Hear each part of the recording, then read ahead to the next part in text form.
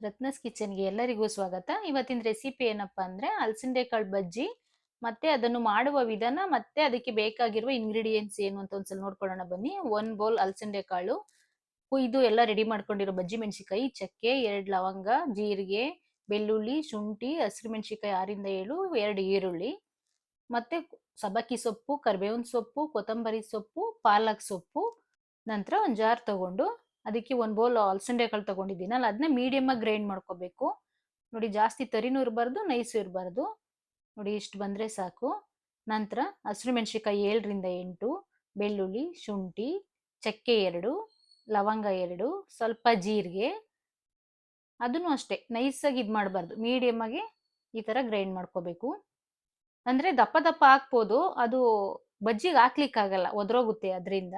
ನೋಡಿ, ಈರುಳ್ಳಿನೂ ಅಷ್ಟೇ 2 ರಿಂದ 3 ಸಲ ಗ್ರೈಂಡ್ ಮಾಡ್ಕೊಂಡ್ರೆ ಸಾಕು. ಇಷ್ಟ ಆದ್ರೆ ಮೀಡಿಯಮ್ ಆಗಿ, ಅಷ್ಟು ಸಣ್ಣ ಕಟ್ ಮಾಡಕ್ ಬರಲ್ವಲ್ಲ, ಅದರಿಂದ ಸೊಪ್ಪನು ಹಾಗೇನೆ ನಿಧಾನ ಗ್ರೈಂಡ್ ಮಾಡ್ಕೊಂಡಿದೀನಿ ಸಣ್ಣದಾಗೆ. ಮತ್ತೆ ರುಚಿಗೆ ತಕ್ಕಷ್ಟು ಉಪ್ಪು ಸೇರಿಸ್ಕೊಂಡು ಈ ತರ ಮಿಕ್ಸ್ ಮಾಡ್ಕೊಬೇಕು. ನಂತರ ಕಟ್ ಮಾಡ್ಕೊಂಡು ಇಟ್ಕೊಂಡಿದೀವಲ್ಲ ಬಜ್ಜಿ ಮೆಣಸಿನಕಾಯಿ, ಅದ್ರೊಳಗಡೆ ಒಂದ್ ಲೇಯರ್ ಬರುತ್ತೆ, ಅದೆಲ್ಲ ತೆಗೆದು ನೀಟಾಗಿ ಈ ತರ ಫುಲ್ ಎಲ್ಲ ಕವರ್ ಮಾಡ್ಕೊಬೇಕು. ನೋಡಿ, ಟೈಟ್ ಹಾಕ್ಬೇಕು, ಸ್ವಲ್ಪ ಲೂಸ್ ಲೂಸ್ ಇದ್ರೆ ಎಣ್ಣೆಗೆ ಹಾಕ್ದಾಗ ಎಲ್ಲ ಡಿವೈಡ್ ಆಗ್ಬಿಡುತ್ತೆ.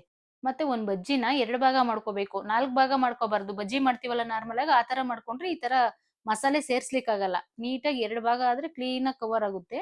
ನೋಡಿ, ಎಲ್ಲ ಫಸ್ಟ್ ಹಿಂಗ್ ರೆಡಿ ಮಾಡ್ಕೊಂಡು ನಂತರ ಒಂದ್ ಬಾಣ್ಲಿ ತಗೊಂಡು ಸ್ಟವ್ ಹಚ್ಕೊಂಡು ಸ್ವಲ್ಪ ಎಣ್ಣೆ ಜಾಸ್ತಿನೇ ಹಾಕೊಬೇಕು.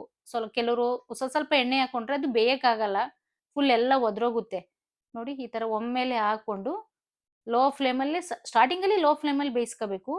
ನೋಡಿ, ನಿಧಾನಕ್ಕೆ ಉಲ್ಟಾ ಮಾಡಬೇಕು, ಇಲ್ಲ ಅಂದ್ರೆ ಮಸಾಲೆ ಬೇರೆ ಆಗುತ್ತೆ, ಬಜ್ಜಿ ಮೆಣಸಿನಕಾಯಿ ಬೇರೆ ಆಗುತ್ತೆ.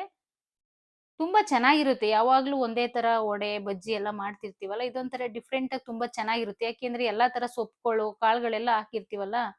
ಇದನ್ನ ಚಟ್ನಿ ಜೊತೆ, ಇಲ್ಲ ಅಂದ್ರೆ ಟೊಮೊಟೊ ಸಾಸ್ ಜೊತೆ ಸ್ವಲ್ಪ ಚಾಟ್ ಮಸಾಲ ಹಾಕೊಂಡು ತಿಂದ್ರೆ ಎಷ್ಟು ಚೆನ್ನಾಗಿರುತ್ತೆ ಗೊತ್ತಾ. ನೀವು ಒಂದ್ಸಲ ಮನೇಲಿ ಟ್ರೈ ಮಾಡಿ. ವಿಡಿಯೋ ಇಷ್ಟ ಆದ್ರೆ ಸಬ್ಸ್ಕ್ರೈಬ್ ಮಾಡಿ. ಸಿಗೋಣ ನೆಕ್ಸ್ಟ್ ವಿಡಿಯೋದಲ್ಲಿ.